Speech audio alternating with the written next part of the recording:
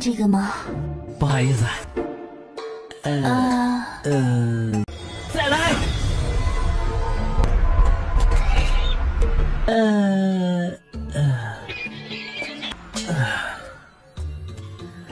我就不信了，再给我拧！离我远点！你这是在诚心逗我呢？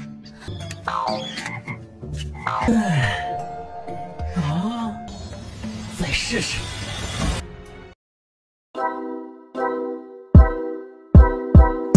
Halo Sobat Santuy, gimana kabarnya? Sehat kan? Bagi kalian yang belum sehat, disehatin dulu ya sob. Karena sakit itu nggak enak sob. Apalagi sakit hati, ya nggak sob. Nah, untuk menemani kaum rebahaners dan kaum magers, kali ini Mimin akan melanjutkan review film Donghua yang berjudul Dubu Xiao Yao. Video ini adalah part 4 ya sob, dan untuk part lainnya ada di deskripsi. Oke sob, tanpa banyak nyiming, sebelum nonton, cari posisi paling enak, siapkan cemilan, longgarkan celana dalam, dan langsung saja gas oi!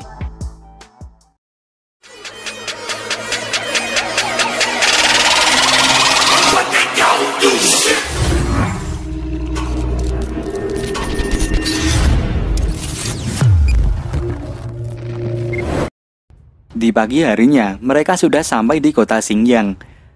Karena mereka terlalu lelah, maka mereka mencari penginapan di sana.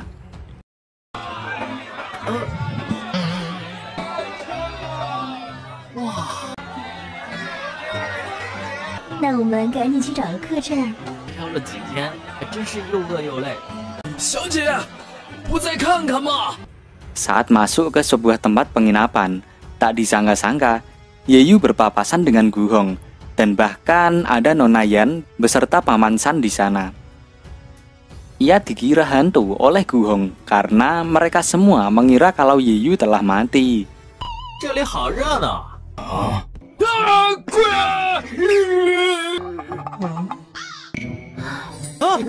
哪儿？哪有鬼？原来你还没死啊！ Di sana juga ada Li Feng, yaitu tuan muda kedua sekte Tanhu yang akan membalaskan dendam kakaknya karena Yeyu telah mengambil Nona Yan untuk dijadikan istri. Kemudian Yeyu pun mencoba memainkan drama untuk melabuhi Gu Hong dan Li Feng. 啥情况？这老东西啊！ 我们到处找不到你，交给你，可以放过我家小姐。你，哼，气死本姑爷！哎呦，夜雨，够了！你放开我，放开我！对你夫君还敢吆五喝六？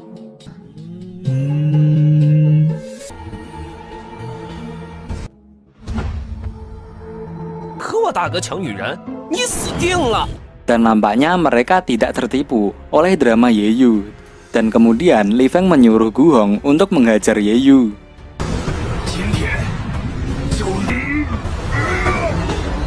按你的命来还吧！死了，看颜家。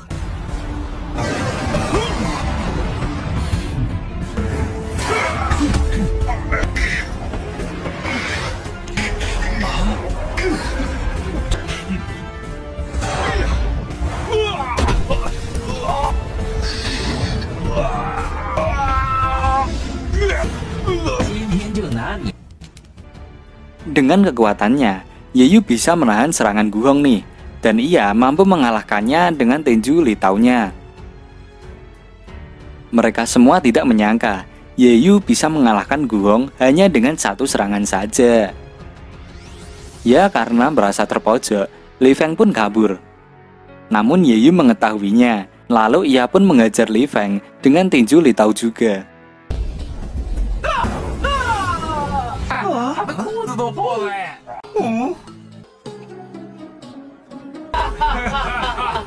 师叔，我们得赶紧离开。天火宗所在的附近有一。 Nona Yan mengingatkan, di daerah itu adalah daerah kekuasaan sekte Tianhu, dan Li Feng akan membalaskan dendamnya dengan menyuruh orang ranah spiritual besar di kota itu. Simbol rohnya ular naga, dan dia sangatlah kuat.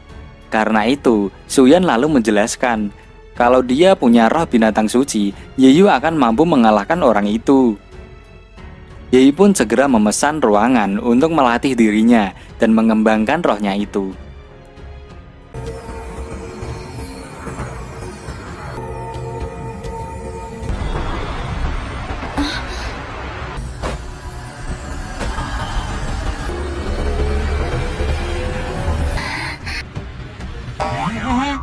能不赢这个吗？不好意思，再来，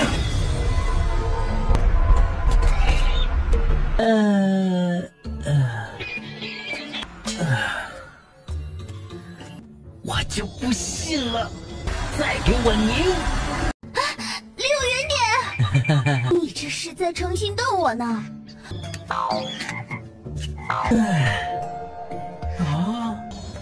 再试试。 Beberapa kali Yeyu gagal, dan ia malah mengembangkan roh binatang-binatang yang sangat kecil nih. Ia pun tidak berputus asa dan mencobanya terus. Tak lama kemudian, ia berhasil mengembangkan roh binatang suci. Namun ia tak puas begitu saja. Ia ingin memanggil simbol roh nomor 1 di langit dan bumi. Saat ia sudah selesai, Suyan bertanya tentang apa simbol roh binatang suci yang ia kembangkan. Bukannya menjawab Suyan, Yeyu malah berfokus pada semangka supernya Suyan nih. Aduh, emang gini nih kalau tak ngeres. Lalu Yeyu menunjukkan roh yang ia kembangkan, dan ternyata Yeyu mengembangkan simbol roh tetesan embun. 咦，这是性质凝结出这种废物灵像。怎么样？我辛苦淬炼，我这灵像可厉害了。要亲我？一口气就能吹散，现在看来是不可能了。压多久都行。 Suyan pun meremehkannya, karena simbol rohnya hanya dengan ditiup saja sudah bisa hancur. Dan waktunya pun tiba, di mana Li Feng telah kembali membawa orang suruhannya yang sangat kuat. Dan kemudian pertarungan pun terjadi lagi nih. 抓我，恐怕还蛮荒凶兽。你是来搞笑的吧？低灵像，我的灵像。 这不就在哪儿啊？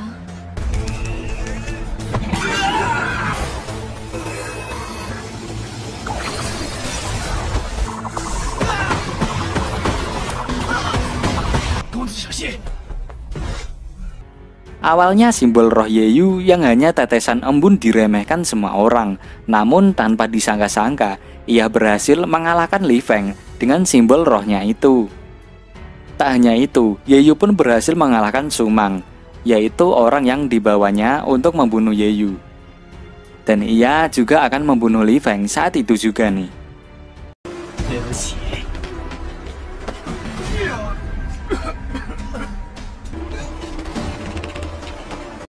赢了。放下二公子，否则令武宗。玉祖宗。 这下看来山叔是有救了，一语惊人不落下风。 Namun saat Yeyu akan membunuh Li Feng, seseorang yang memiliki kekuatan yang sangat kuat datang menghentikannya. Dan ternyata itu adalah Yan Lang, tetua penegak hukum Tianhu, yang sudah mencapai ranah Shisui dan dia memiliki piton darah. 放了他，我留你全世的师傅。 习俗在天武宗的地盘撒野，你会死得很难。夜雨，你没事吧？你做不到。 Yeyu pun membalas serangan Yan Lang dengan simbol rohnya yang dapat berubah wujud.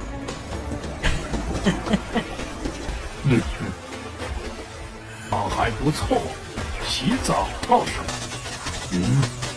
竟然还能变。 Dengan kekuatannya Yan Lang dapat menangkisnya dengan mudah. Namun sayangnya, Li Feng berada di belakang Yan Lang. Dan pada akhirnya, serangan Ye Yu mengenai Li Feng dan membuatnya terbunuh saat itu juga. Ye Yu pun terpojok karena tidak bisa menahan serangan Yan Lang. Dan untungnya, Su Yan berhasil menyelamatkan mereka semua.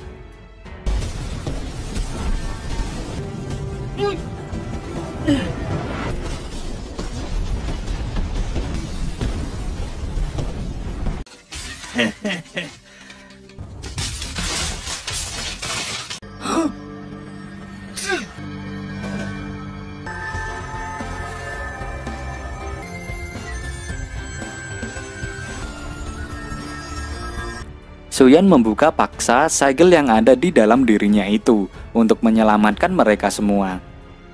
Kemudian Su Yan mengikat mereka berdua. Su Yan pun membunuh Yan Lang dengan satu serangan, namun ia harus pingsan kehabisan tenaga dan bahkan tubuhnya muncul petir. Petir itu muncul karena Su Yan membuka segelnya secara paksa sehingga menyebabkan petirnya meledak-ledak. Ye Yu pun segera menyelamatkan Su Yan dengan cara menahan petir yang muncul dalam dirinya Su Yan, seperti pada saat mereka bertemu pertama kali di part sebelumnya. Namun sayangnya, cara itu tidak berfungsi lagi, karena petirnya sudah memasuki sumsum tulang Su Yan. Su Yan pun takut kalau dirinya akan mati. Lalu Ye Yu tak akan membiarkan itu terjadi, dan ia lebih berusaha lagi untuk menyelamatkan Su Yan. Ye Yu menggunakan cara lain nih. Karena ia mampu menghilangkan petir, maka ia menggunakan darahnya untuk melakukannya. Di sini kita tahu nih sob, kalau Ye Yu sangat peduli dengan Su Yan dan bisa menjadi orang yang sangat bertanggung jawab. Bahkan dengan cara itu, jika ia gagal, Ye Yu akan ikut mati bersama Su Yan. Saat Ye Yu fokus menyelamatkan Su Yan, tiba-tiba Xian, Wang, dan anak buahnya malah datang di saat yang tidak tepat nih. Ia berencana membalas dendam dan akan membunuh Ye Yu. 总算是有点效果了。哼，看看你那有气无力的样子。夜雨，他们是什么人？交出雨灵丹，留你一条缺。大家一起上，别让他跑了。嘿，哪里来？ 夜雨，快躲开！琉璃天劫，开！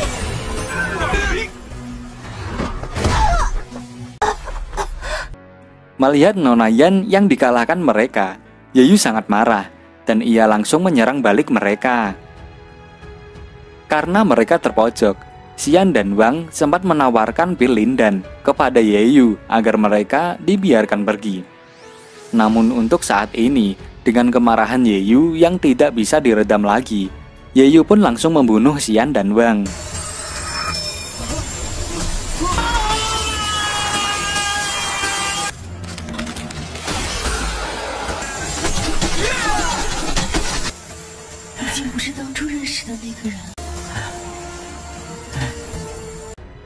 Dan ternyata cara Ye Yu menyembuhkan Su Yan berhasil dan membuat Su Yan sadar kembali. Namun nampaknya Ye Yu yang kehabisan tenaga pun langsung pingsan begitu saja. Beberapa hari kemudian, Ye Yu baru tersadar dari pingsannya. Namun lagi-lagi dia malah memandangi gunung kembarnya milik Su Yan dan Nona Yan nih. Dan untuk kesekian kalinya, Ye Yu mendapatkan tamparan. Bahkan 2 orang sekaligus yang menamparnya. Aduh. 哇，2位美女，他真的醒了。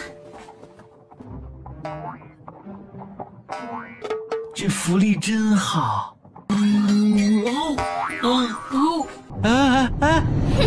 又不老实。为什么每次都打我？ Kemudian mereka pun sampai di suatu tempat. Tempat itu adalah perbatasan Pavilion Bitao. Karena kekacauan di kota Xingyan, mereka mengambil kesempatan untuk melarikan diri. Ye Yu kemudian menanyakan keadaan Su Yan. Dan terlihat Nona Yan sepertinya cemburu nih ya. Bisa dilihat dari raut wajahnya dan tangannya yang sedikit mengepal menahan geregetannya nih. Suyan mengatakan bahwa ia baik-baik saja, dan ia mulai bertanya-tanya, sebenarnya tubuh apa yang dimiliki Yeyu? Mengapa mengandalkan darah saja bisa menekan petir yang ada di dalam tubuhnya? Kemudian Nona Yan berpamitan untuk pergi karena ia memerlukan tempat yang aman untuk menyerap warisan yang ia dapatkan sebelumnya. Nona Yan dan Paman San sangat berterima kasih pada Yeyu yang sudah beberapa kali membantunya. Ia pun mengucapkan selamat tinggal kepada Yeyu, dan kemungkinan mereka berdua akan sulit bertemu lagi. Namun Yeyu yakin kalau mereka tidak akan sulit untuk bertemu lagi. 别，你我江湖难见，祝你保重。严家上下多谢你数次施以援手，我来，所以我们要就此告别了。那希望有一天你有能力走进我的江湖。媳妇儿，记住不要和别的男人勾勾搭搭啊！ 家。